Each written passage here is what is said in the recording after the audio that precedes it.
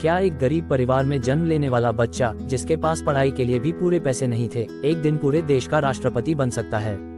क्या एक छोटे से द्वीप पर रहने वाला बच्चा, जो एक साधारण परिवार से आता है, अपने सपनों के दम पर देश का सबसे बड़ा वैज्ञानिक बन सकता है? क्या सिर्फ सपने देखना काफी होता है, या उन सपनों को पूरा करने के लिए एक खास सोच और लगातार मेहनत भी जरूरी होती है? आज हम बात करने वाले हैं एक ऐसी किताब की, जो सिर्फ एक इंसान की कहानी नहीं है, बल्कि यह बताती है कि कैसे सही सोच, मेहनत और धैर्य किसी भी इंसान की जिंदगी बदल सकते हैं। इस किताब का नाम है विंग्स ऑफ फायर, जिसे भारत के पूर्व राष्ट्रपति और महान वैज्ञानिक एपीजे अब्दुल कलाम ने लिखा है। इस वीडियो में हम उनकी जिंदगी के शुरुआती दौर से लेकर एक वैज्ञानिक बनने तक की पूरी यात्रा को समझेंगे, उनके संघर्ष, उनके फैसले, उनकी असफलताएं और उनकी सफलता के पीछे की सोच को गहराई से जानेंगे। अगर आप अपनी जिंदगी में आगे बढ़ना चाहते हैं, कुछ बड़ा करना चाहते हैं, या मुश्किल हालात से निकलने का रास्ता ढूंढ रहे हैं, तो यह वीडियो आपके लिए बहुत महत्वपूर्ण होने वाला है। ओपन बुक पार्ट 1, ओरिएंटेशन, बचपन और परिवार। अब्दुल कलाम का जन्म तमिलनाडु के रामेश्वरम में हुआ था। यह एक छोटा सा द्वीप था, जहां जीवन बहुत सरल था। उनका परिवार आर्थिक रूप से बहुत साधारण था।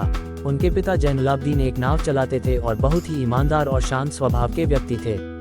उनकी मां आशियम्मा एक दयालु और धार्मिक महिला थी, जो जरूरतमंद लोगों की मदद करती थी। घर की हालत साधारण थी, लेकिन उनके माता पिता ने उन्हें ऐसे संस्कार दिए जो उनकी पूरी जिंदगी की नींव बने। बचपन से ही उनका जीवन अनुशासित था। वे सुबह जल्दी उठते, नमाज पढ़ते, स्कूल जाते और फिर अपने परिवार की मदद करते। कम उम्र में ही उन्होंने अखबार बांटने का काम शुरू किया, ताकि वे अपनी पढ़ाई का खर्च खुद उठा सकें। यहाँ सबसे बड़ी सीख यह है कि मुश्किल हालात आपको कमजोर नहीं बनाते, बल्कि आपको मजबूत बनाते हैं। पार्ट 2, क्रिएशन, शिक्षा और सपनों की शुरुआत। कलाम साहब पढ़ाई में बहुत तेज नहीं थे, लेकिन उनमें सीखने की तीव्र इच्छा थी। उन्हें नई चीजें जानने में बहुत रुचि थी और वे हमेशा सवाल पूछते थे। एक दिन उनके शिक्षक शिव सुब्रमण्यम अय्यर ने उन्हें बताया कि पक्षी कैसे उड़ते हैं। यही वह क्षण था जिसने उनके अंदर उड़ान का सपना जगाया। उन्होंने सेंट जोसेफ कॉलेज में पढ़ाई की और बाद में एरोनॉटिकल इंजीनियरिंग के लिए मद्रास इंस्टीट्यूट ऑफ टेक्नोलॉजी में दाखिला लिया। यहाँ उन्हें कई चुनौतियों का सामना करना पड़ा। एक बार उनके प्रोजेक्ट में देरी होने पर उनके प्रोफेसर ने उन्हें कड़ी चेतावनी दी। इस घटना ने उन्हें समय की कीमत और जिम्मेदारी का महत्व सिखाया। उनका सपना था एयरफोर्स में पायलट बनना, लेकिन जब उन्होंने परीक्षा दी तो उनका चयन नहीं हुआ। यह उनके जीवन की सबसे बड़ी असफलताओं में से एक थी, लेकिन उन्होंने हार नहीं मानी और इस असफलता को स्वीकार करके आगे बढ़ने का फैसला किया। यहाँ हमें ये सीख मिलती है कि असफलता अंत नहीं होती, बल्कि यह आपको एक नया रास्ता दिखाती है। ओपन बुक पार्ट 3, प्रोपिशिएशन, वैज्ञानिक जीवन और संघर्ष। कलाम साहब ने अपने करियर की शुरुआत डीआरडीओ से की, लेकिन उन्हें वहाँ संतुष्टि नहीं मिली। बाद में उन्हें इसरो में काम करने का मौका मिला, जहाँ उन्होंने सैटेलाइट लॉन्च व्हीकल प्रोजेक्ट पर काम किया। यह एक बहुत बड़ा और चुनौतीपूर्ण प्रोजेक्ट था। इस दौरान उन्होंने कई असफलताओं का सामना किया। एक बार उनका रॉकेट लॉन्च फेल हो गया, जो बहुत बड़ी असफलता थी, लेकिन उन्होंने इससे सीख ली और अगली बार सफलता हासिल की। धीरे धीरे उन्होंने भारत के मिसाइल प्रोग्राम में महत्वपूर्ण योगदान दिया और उन्हें मिसाइल मैन ऑफ इंडिया कहा जाने लगा। इस भाग में हमें टीम वर्क, लीडरशिप और पेशेंस के महत्व के बारे में सीखने को मिलता है। पार्ट 4, कॉन्टेम्पलेशन, सोच और माइंडसेट। किताब के अंतिम भाग में कलाम अपने विचार और अनुभव साझा करते हैं। वे बताते हैं कि सफलता सिर्फ मेहनत से नहीं मिलती, बल्कि इसके लिए सही सोच और सही दिशा भी जरूरी है।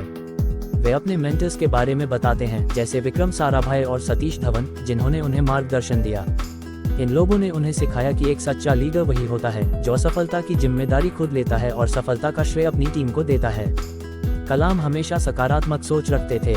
जब भी कोई समस्या आती थी, वे उसे एक अवसर के रूप में देखते थे और कभी भी दूसरों को दोष नहीं देते थे। यही माइंडसेट उन्हें दूसरों से अलग बनाता है। मैं कैरेक्टर्स, किताब के प्रमुख लोग। इस किताब में कुछ महत्वपूर्ण लोग हैं जिनका कलाम की जिंदगी पर गहरा प्रभाव पड़ा। उनके पिता जैनुलाब्दीन, जिन्होंने उन्हें सादगी और ईमानदारी सिखाए। उनकी मां आशियम्मा, जिन्होंने दया और सेवा का भाव सिखाया। उनके शिक्षक शिव सुब्रमण्यम अय्यर, जिन्होंने उनके अंदर उड़ान का सपना जगाया। विक्रम साराभाई, जिन्होंने उनके करियर को दिशा दी। सतीश धवन, जिन्होंने उन्हें लीडरशिप का असली अर्थ सिखाया। बुले साई की लेसन्स, किताब से सीख। इस पूरी कहानी से हमें कुछ महत्वपूर्ण बातें सीखने को मिलती हैं। पहला, आपकी शुरुआत मायने नहीं रखती, आपकी सोच मायने रखती है। दूसरा, असफलता सफलता का हिस्सा है, इससे डरना नहीं चाहिए। तीसरा, सही मार्गदर्शन आपकी जिंदगी बदल सकता है। चौथा, टीम वर्क और लीडरशिप सफलता के लिए बहुत जरूरी है। पांचवा, पेशेंस और कंसिस्टेंसी से ही लंबे समय में सफलता मिलती है। Final message. अब्दुल कलाम की पूरी यात्रा हमें ये सिखाती है कि अगर हमारे अंदर सीखने की इच्छा हो, मेहनत करने की आदत हो और कभी हार न मानने का जज्बा हो, तो हम कुछ भी हासिल कर सकते हैं। आपका जन्म कहाँ हुआ, यह महत्वपूर्ण नहीं है। आप क्या सोचते हैं और क्या करते हैं, यह आपकी पूरी जिंदगी तय करता है। तो अब आपने समझ लिया होगा कि एक साधारण इंसान भी असाधारण बन सकता है, अगर उसके पास सही सोच, मेहनत करने की आदत और धैर्य हो। अगर ए.पी.जे. अब्दुल कलाम अपनी मेहनत और सोच से इतनी ऊंचाई तक पहुंच सकते हैं, तो आप भी अपनी जिंदगी में बहुत कुछ हासिल कर सकते हैं। बस जरूरत है खुद पर विश्वास करने की और लगातार आगे बढ़ने की। अगर आपको यह वीडियो पसंद आया हो और आपने कुछ नया सीखा हो, तो वीडियो को लाइक करें और चैनल को सब्सक्राइब करें। मिलते हैं अगली वीडियो में एक नई सीख के साथ। धन्यवाद।